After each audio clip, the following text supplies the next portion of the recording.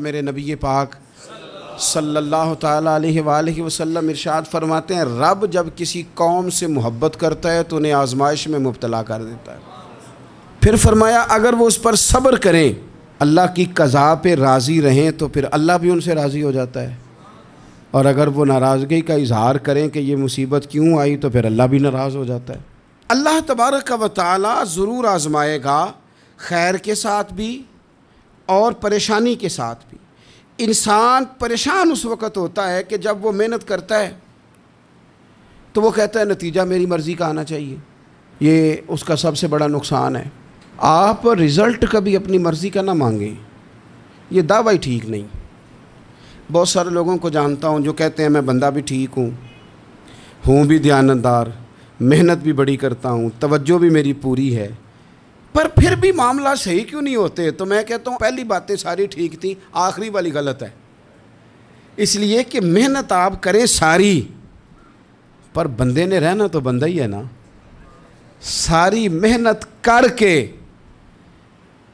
آپ کبھی اس نقطے کو سمجھ جائیں نا کہ 950 سال نبیوں نے تبلیغ کی، ہزار سال انبیاء نے تبلیغ کی، انبیاء نے، رب کے تربیت یافتہ لوگوں نے تبلیغ کی، 2 لوگوں نے کلمہ پڑھا، 4 لوگوں نے کلمہ پڑھا، لیکن میں آپ کو دیانتداری سے بتاتا ہوں کہ وہ کامیاب ہو کے گئے دنیا سے۔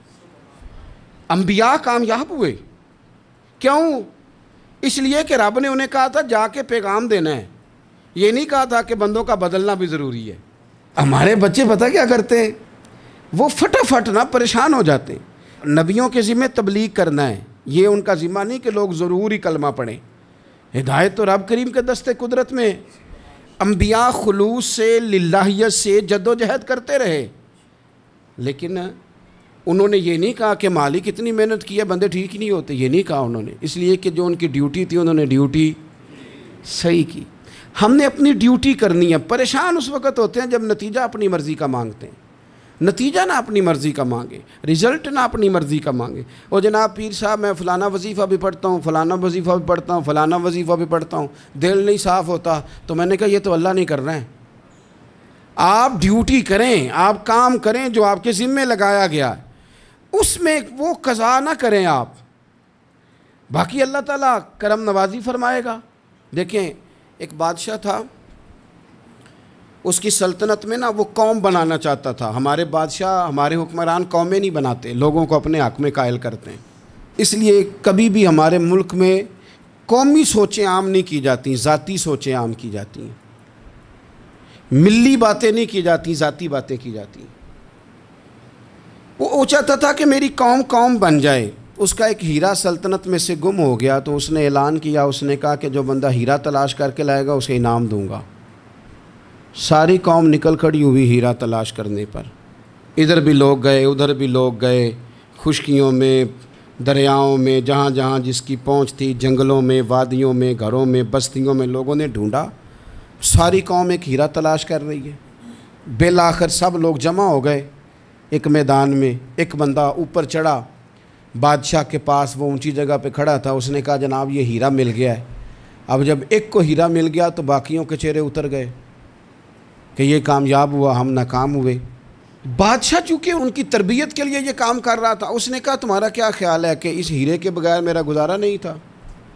کہ تمہارا کیا خیال ہے کہ ہیرا میری سلطنت سے نکل گیا تو مجھے زوال آ جائے گا؟ اس نے کہا یہ تو ایک ہیرا ہے۔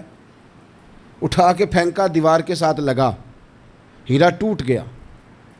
اس نے لوگوں سے کہا تمہارے چہرے اترے ہوئے ہیں، میں تمہیں ایک بات سمجھانا چاہتا ہوں، ہیرا ایک ہی تھا، ایک ہی بندے کو ملنا تھا۔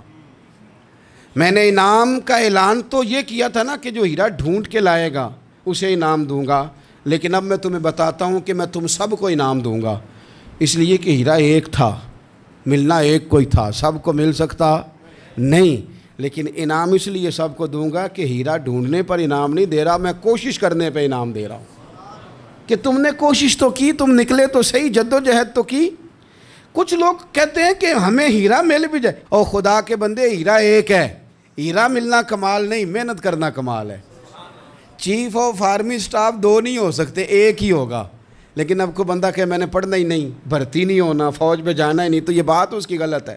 اس لیے کہ سیٹ ایک ہے، بیٹھنا ایک بندے نہیں ہے۔